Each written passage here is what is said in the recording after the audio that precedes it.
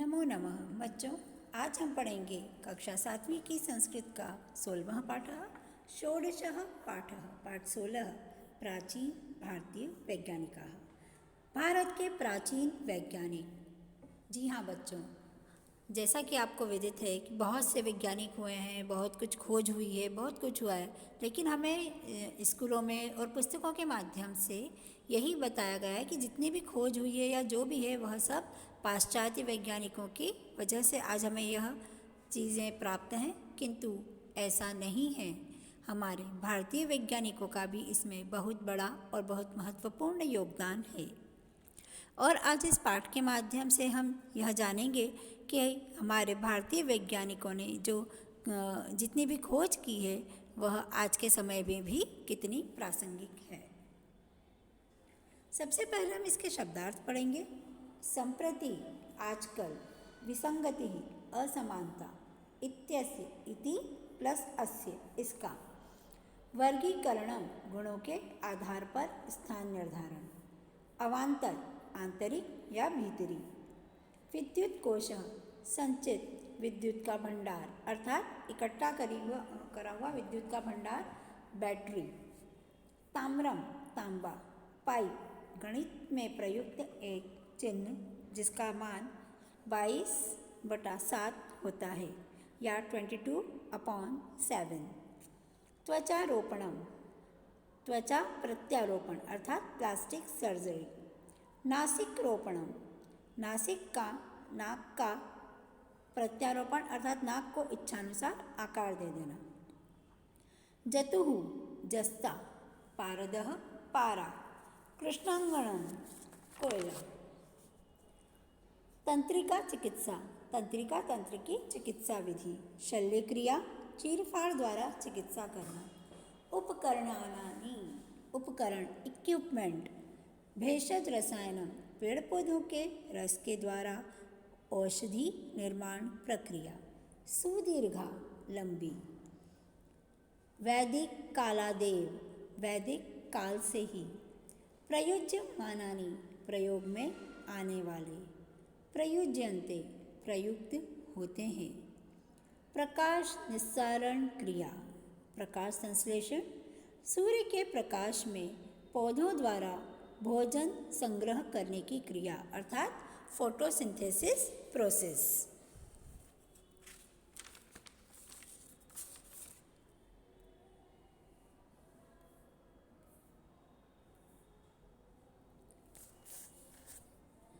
एकस्मिन् विद्यालये आचार्य छात्राणां मध्ये वैज्ञानिकानां विषये वार्तालापः प्रचलति। एक किसी विद्यालय में आचार्य और छात्रों के बीच वैज्ञानिकों के विषय में कुछ बातें चल रही थी। आचार्य, छात्राः किं यूयं जानीत? छात्र, आचार्य पूछते हैं छात्रों से, छात्रों क्या तुम जानते हो यत् रेखागणितस्य नवविंशतितमः प्रमेयं किम, कि रेखागणित के 29 प्रमेय क्या हैं? थ्योरम्स, प्रमेय मतलब थ्योरम। छात्राः, आम जानीमः पाइथागोरस प्रमेयमिति, हाँ जानते हैं पाइथागोरस थ्योरम। आचार्य, एतस्य नामकरणस्य कारणं किम, इसके यह नाम रखने का कारण क्या है? प्रशान्तः, अस्य प्रमेयस्य आविष्कर्ता पाइथागोरस नामकः वैज्ञानिकः आसीत्।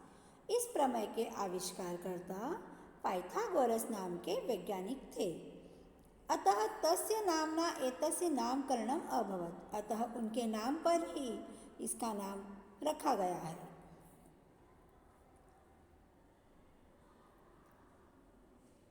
आचार्य, सम्प्रति एषः एव प्रचारः, परन्तु पाइथागोरस्तः 1500 वर्षपूर्वम् आचार्यः बोधायन् शुल्बसूत्रे एतस्य प्रमेयस्य प्रयोगं कृतवान्। आजकल तो यही प्रचलित है कि जो यह 29 थ्योरम्स हैं या 29 थ्योरम्स हैं ये पाइथागोरस ने बनाई हैं, किंतु पाइथागोरस से 1500 वर्ष पूर्व अर्थात 1500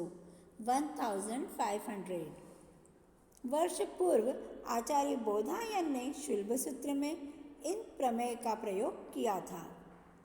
भारतीयाः अंकाः अपि ततः पूर्वम् आसन्। भारत में यह अंक उससे पहले ही आ गए थे।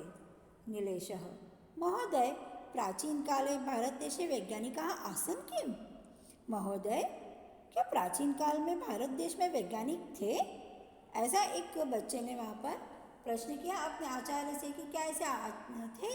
हमारे देश में भी कोई वैज्ञानिक हुए हैं? क्या हमारे देश ने भी कभी कोई खोज की है?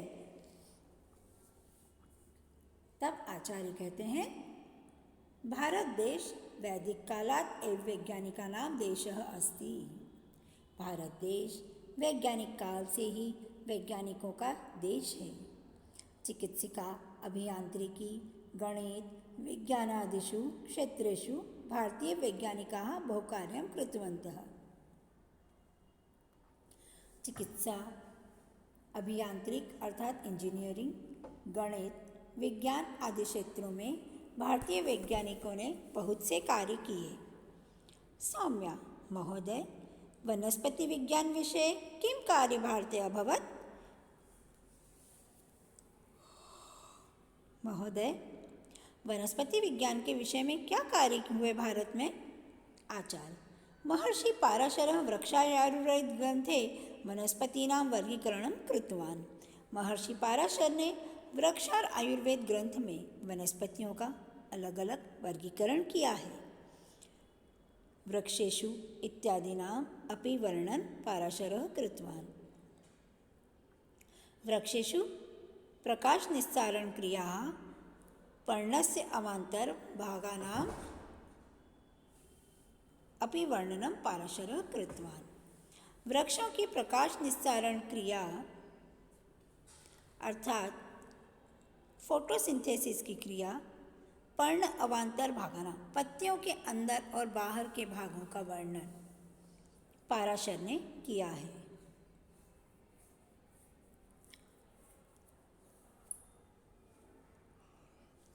अर्जुन: प्राचीन काले विद्युत कोशः अपि आसीत् किम्? प्राचीन काल में क्या बैटरी होती थी? आचार्य: अवश्यमेव आसीत्, अवश्य ही होती थी।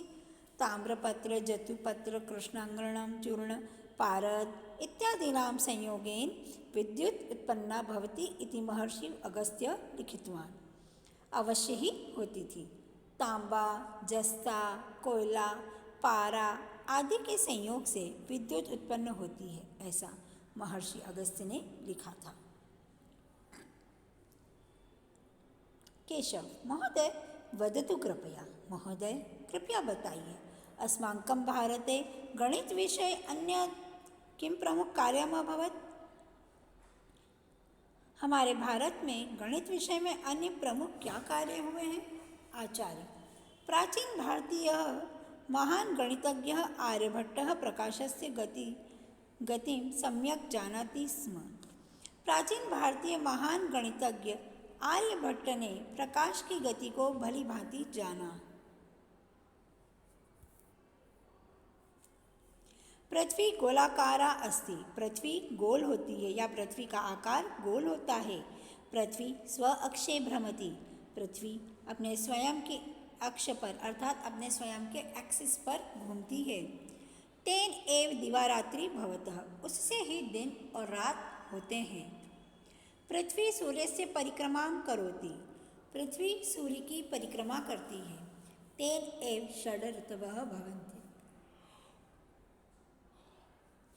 उससे ही 6 ऋतुएं होती हैं। सप्ताहे दिनानां क्रमः प्रकाशस्य गतिः कालगणना खगोल विज्ञानं त्रिकोणमितिः इत्यादिषु क्षेत्रेषु आचार्यः आर्यभट्टः बहुकार्यं कृतवान्। सप्ताह के दिनों का क्रम, प्रकाश की गति, कालगणना अर्थात समय की गणना, खगोल विज्ञान अर्थात आकाशमंडलीय विज्ञान, त्रिकोणमिति अर्थात टिग्नोमेट्री इत्यादि क्षेत्रों में आचार्य आर्यभट्ट ने बहुत से कार्य किए।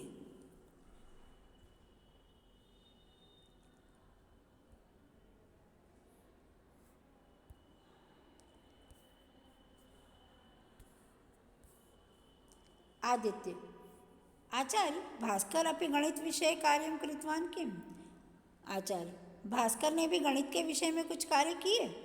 आचार्य आम गुरुत्वाकर्षण सिद्धांतम पाई इति गणित चिन्हस्य मानं त्रैराशिक नियमादीन भास्कराचार्य प्रतिपादितवान। हाँ, गुरुत्वाकर्षण का सिद्धांत पाई अर्थात 22/7 जिसका मान है, गणित का मान त्रैराशिक नियम आदि भास्कराचार्य ने ही सिद्ध किए हैं। शालिनी महोदय, चिकित्सा क्षेत्रे अस्माकं पूर्वजानां ज्ञानं कीदृशम् आसीत्? महोदय, चिकित्सा के क्षेत्र में हमारे पूर्वजों का ज्ञान कैसा था? आचार्य शल्य चिकित्सायाः जनकः आचार्यः सुश्रुतः प्रायशः सर्वाः शल्यक्रियायाः करोति स्म। शल्य चिकित्सा के जनक अर्थात शल्य चिकित्सा अर्थात ऑपरेशन के जनक जिन्होंने सबसे पहले ऑपरेशन किया वे आचार्य सुश्रुत ने प्रायः सभी प्रकार के ऑपरेशन किए, जैसे त्वचारोपणम अर्थात प्लास्टिक सर्जरी, नासिकारोपणम नाक को इच्छानुसार आकार देना, कर्णरोपणम कान का प्रत्यारोपण, तंत्रिकी चिकित्सा,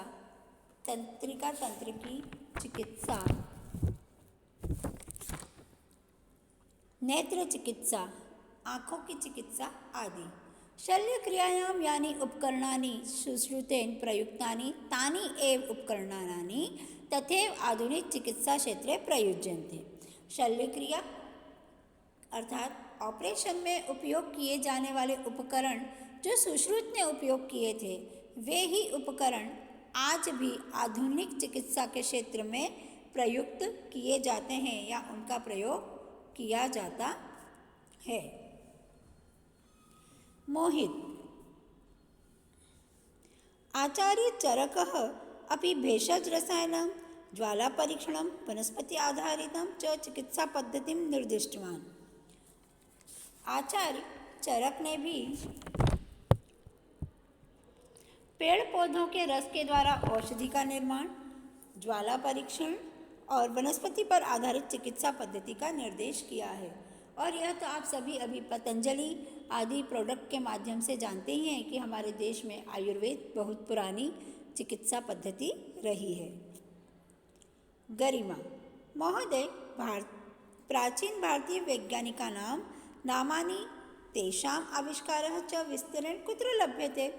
प्राचीन भारतीय वैज्ञानिकों के नाम और उनके आविष्कार हमें विस्तार से कहाँ प्राप्त हो सकते हैं? आचार्य भारतस्य वैज्ञानिक परंपरा सुदीर्घा अस्ति। भारत के वैज्ञानिक परंपरा बहुत बड़ी है। तस्याः परिचयः संस्कृतस्य प्राचीन ग्रंथेषु प्राप्यते।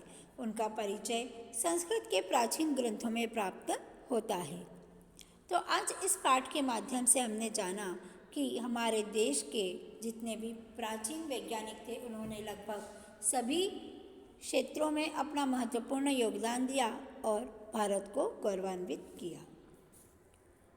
धन्यवाद।